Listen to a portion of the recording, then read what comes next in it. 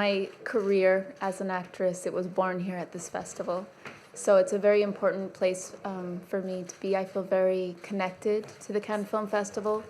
And the film, of course, The Tree of Life, would be the film from the beginning that I will remember until my last breath.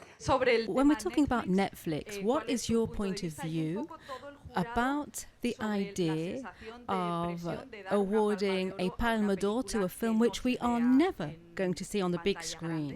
You just point the question and the debate of this year.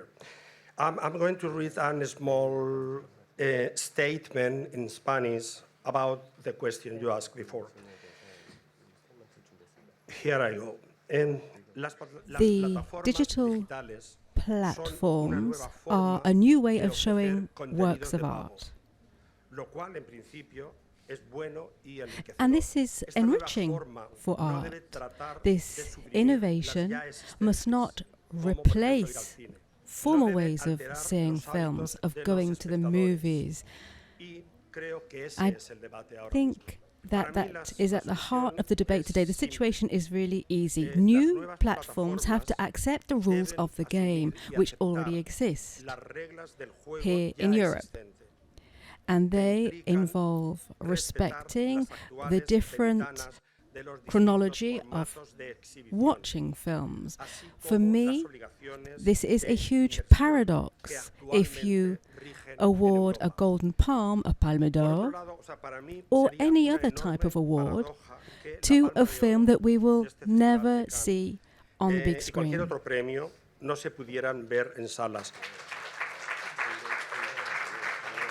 I have a 16-year-old and I have an 18-year-old and a 24-year-old at home, and they go to the movies twice a week, and they watch Netflix. There's very little cross between going to the cinema and watching what they watch on Netflix. In my house, Netflix has been nothing but an absolute benefit because they get to watch films that they never even would have seen. When we're talking about Netflix, this is a key question because the world is changing.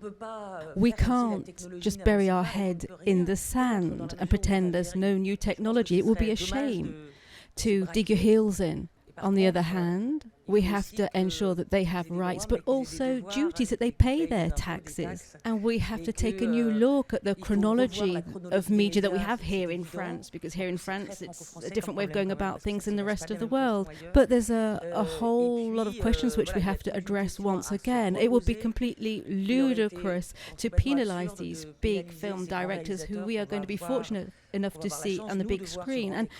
And just imagine French people and people in other countries not seeing those films up on the big screen.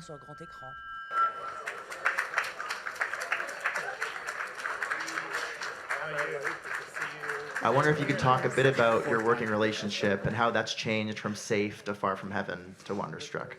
Thanks. He's much meaner now.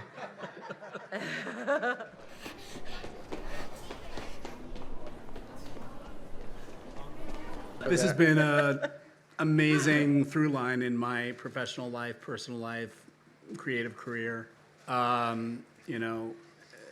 We were a lot younger when we did Safe. But I was stunned by this sense that I found a kind of soulmate.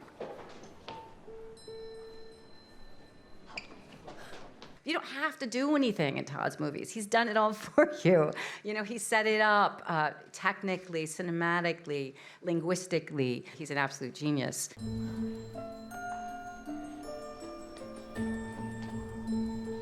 This was all about the imagination, the vitality, the challenges, the complexity of kids. And the film, I really wanted to honor what I think young audiences can handle in a movie. I think they can handle a film that has this kind of complexity and dimension to it. And that these are two kids, little Ben and little Rose, who are isolated from their lives and their families, but have something that is driving them and forces them into the world to discover answers to these questions and discover really who they are.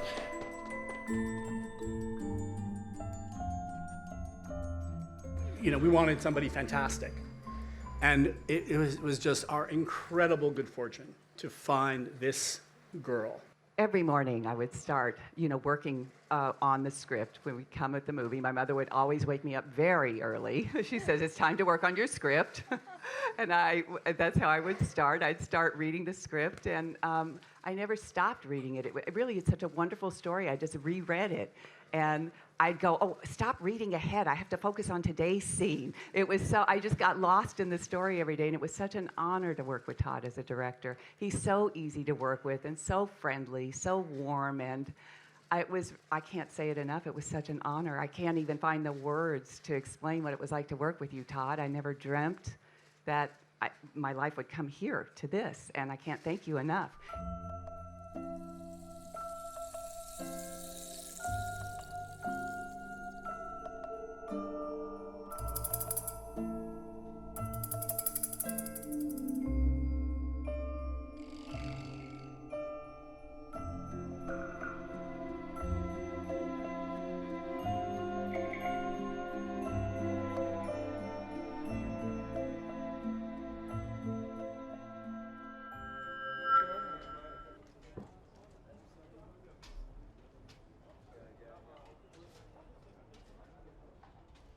We noticed a lot of conceptual parallels between both Yelena and especially Leviathan. I wonder, is there any idea for Nyelubov to become a part of trilogy? Thank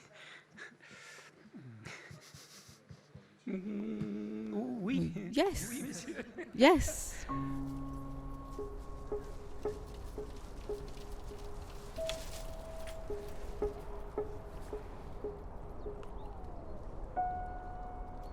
Ministry of Culture of Russia went to great pain to emphasize how they dislike the Leviathan and their desire to avoid any repetition of this kind of mistake in the future. That's why I decided that we don't need to embarrass them again, and decided to do the movie on our own. So we've been lucky to partner up with the Russian producer Gleb Fetisov, as well as with the French partners, with Wild Bunch and Why Not, which entitled us to build up the structure, I would say the legitimate structure of European co-production.